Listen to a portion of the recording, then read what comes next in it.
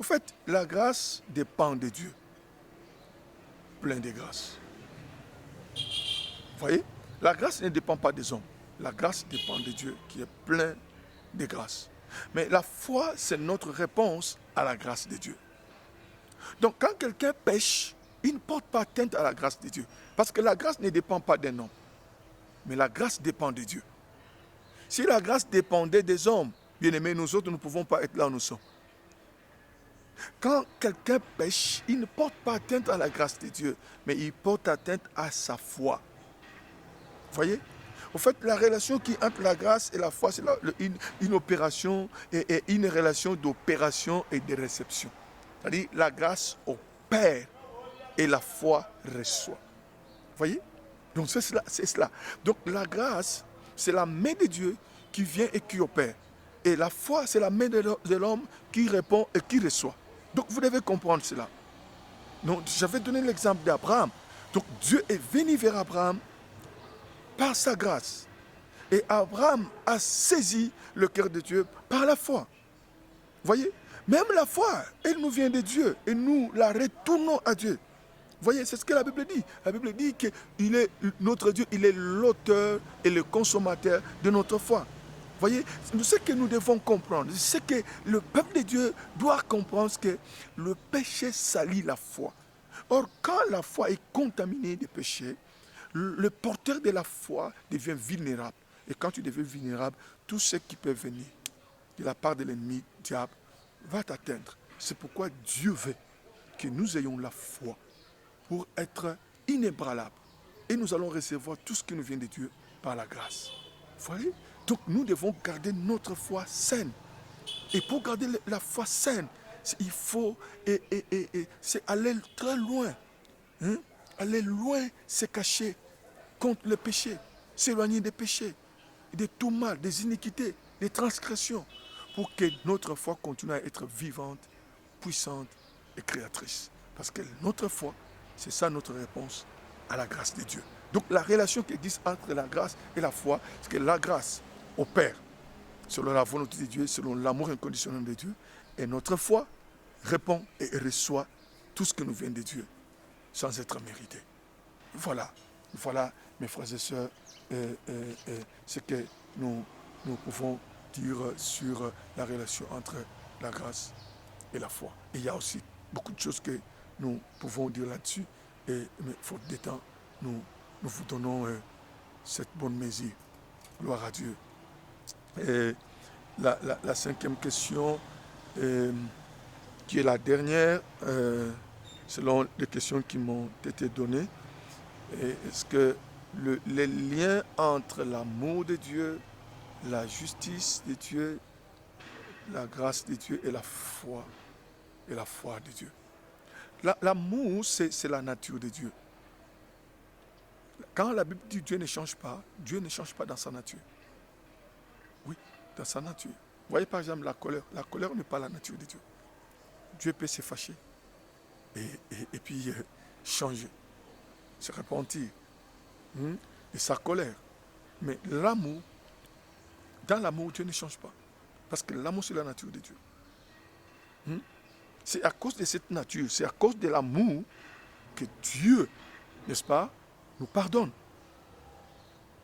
Vous voyez, cette nature ne pouvait pas être agréable si elle n'avait pas eu de l'impact sur d'autres créatures, sur d'autres êtres. Vous voyez, et c'est comme ça que quand Dieu nous aime, et que le fait de nous aimer, nous bénéficions de sa bonté, nous bénissons le Seigneur. Parce qu'il est amour, il ne change pas. Et il ne changera jamais. Vous voyez? Et c'est à cause de cette nature de Dieu qu'il nous justifie. Et la justice de Dieu, n'est-ce pas, nous justifie. Cette nature, au fait, c'est ça ce qui fait que nous qui étions condamnés, et nous devenons un peuple qui a maintenant droit de la cité. Et nous pouvons entrer dans la présence de Dieu. Vous voyez, il nous aime, et par sa justice, il nous justifie. Parce qu'il nous a justifiés, il nous fait bénéficier de sa grâce, ce que nous n'avons pas mérité. Vous voyez, et il nous communique cette formule de la foi, Et il nous dit, mes enfants, laissez tout à côté, prenez ça, cette formule, et quand je vous pose la question, retournez-moi cette formule. Vous voyez, et quand il nous amène sa grâce, et nous devons répondre par la foi. Vous voyez, ça c'est un lien formidable et extraordinaire. C'est un lien formidable et extraordinaire. Vous voyez, donc Dieu, par son amour, il nous met en face de lui. Il refuse de nous punir. Et pour que ça soit correct, il nous donne sa robe de la justice. Et il nous accorde sa grâce. Vous voyez? Et il nous demande de nous donner la foi. Et nous sommes justifiés. Que ce Dieu de bonté soit loué à jamais. Vous voyez? Qu'il soit loué. Parce que la foi, c'est l'œil qui voit ce que le Seigneur nous a amené sur la table devant nous. La table de la justice. Et quand nous avons la foi, nous sommes... Parce que la Bible dit, sans la foi, il est impossible d'être quoi? Sans la foi, il est impossible de lui être agréable. Quand tu manques la foi, tu n'es pas agréable à Dieu. C'est pourquoi nous devons garder la foi dans notre cœur. Comme la Bible dit aussi, garde ton cœur plus que toute autre chose. Parce qu'il vient les sources de la vie, les sources au pluriel de la vie. La source de la prospérité, la source des mariages, la source de la guérison, la source de la délivrance, la source de la paix. C'est dans le cœur. Et c'est là où se trouve aussi la foi. Vous voyez? La foi. Parce qu'elle voit dans l'invisible. Elle n'a pas besoin de voir. Elle voit dans l'invisible. Elle voit l'amour de Dieu. Elle voit la justice de Dieu. Elle voit la grâce de Dieu. Et elle se réjouit. Gardons la foi, bien-aimés dans le Seigneur. Gardons la foi. C'est ça, la joie, le bonheur de connaître le message de la grâce en Jésus-Christ. À vos questions, mes frères et sœurs, la grâce, c'est le message de Dieu. C'est le message de la Bible. C'est le message du temps. Et vous allez voir que les gens qui prêchent sur tant d'autres choses, des hôtels, des démons, ils vous relatent que des histoires. Hein? Il y a eu un papa, il y a eu une famille. Mais quand vous êtes dans le message de la grâce, vous trouverez le fondement biblique des versets. Le message de la grâce est riche bibliquement. C'est parce que c'est le message de Dieu. C'est le message du Seigneur. C'est le message du Seigneur. Je n'irai pas vous dire, voilà, il y a eu un frère, il y a une sœur, une famille. Non, mais si nous parlons de Dieu, nous parlons de Jésus-Christ dans la Bible, de Jésus de la Bible, Jésus de la croix, Jésus du trône. Jésus est venu dans le monde, tout le temps qu'il est passé ici, dans le monde, il nous a montré la vraie image de Dieu le Père, que Dieu est amour. Il nous a montré sa justice et il nous a amené sa grâce. Et il a coté notre foi. Et nous pouvons déclarer que nous sommes les enfants de Dieu. Et nous avons hérité le royaume de son amour. Dieu est bon pour nous. Bénissons le Seigneur pour sa grâce. Chantons la grâce de Dieu. Bénissons Dieu pour son amour inconditionnel. Bénissons le Seigneur pour sa justice qui nous a justifiés. Bénissons le Seigneur pour sa foi qui nous a communiqué. C'est comme ça que Jésus disait à ses disciples, ayez la foi de Dieu, une foi qui parle, une foi qui croit encore et encore jusqu'à l'éternité. Il est bon de bénir le Seigneur pour ce message de la grâce. Que le Seigneur vous bénisse et qu'il vous bénisse partout où vous êtes, dans vos bureaux, dans vos maisons, dans vos familles. Qu'il vous bénisse pendant ces moments difficiles où le monde est en qui-vive et par cette maladie, cette pandémie appelée à tort coronavirus qui est déjà passé.